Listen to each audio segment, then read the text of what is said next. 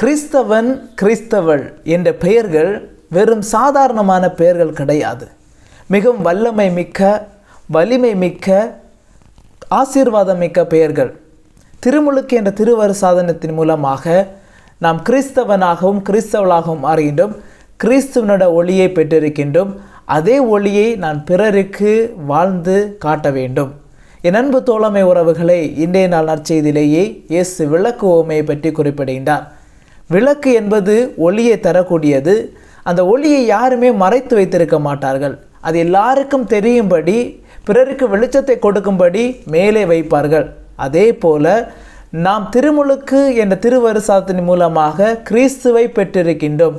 கிறிஸ்துவனுடைய ஒளியை பெற்றிருக்கின்றோம். எனவே நாம் ஒளியின் மக்களாக வாழ வேண்டும். எவ்வாறு என்றால், கிறிஸ்து எதற்காக தன்னுடைய வாழ்க்கையை வாழ்ந்தாரோ அதை நம்முடைய வாழ்க்கையிலேயே நாம் வாழ வேண்டும்.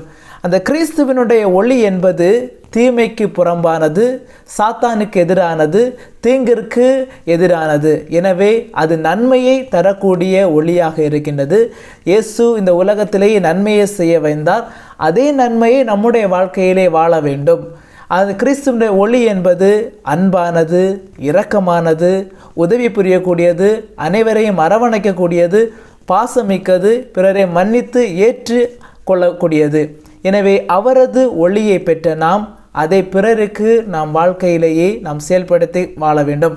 அதே ஒளியை நம்முடைய வாழ்க்கையிலே வாழ்கின்ற பொழுதுதான் பிறர் என்னை பார்த்து கூறுவார்கள், இவர்தான் உண்மையான கிறிஸ்தவன், இவன்தான் உண்மையான கிறிஸ்தவள் என்று. எனவே உண்மையான கிறிஸ்தவனும் கிறிஸ்தவளாக வாழ வேண்டும் என்றால் ஆண்டவரிடமிருந்து பெற்றுக்கொண்ட அதே கொடையை, அதே ஆசீர்வாதத்தை நாம் நமக்குள்ளே மறைத்து வைத்திருக்கக்கூடாது.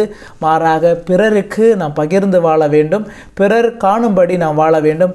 அப்போதுதான் பிறரும் அதை பார்த்து இயேசுவின் மீது நம்பிக்கை கொண்டு இயேசுவை ஏற்றுக்கொள்வார்கள்.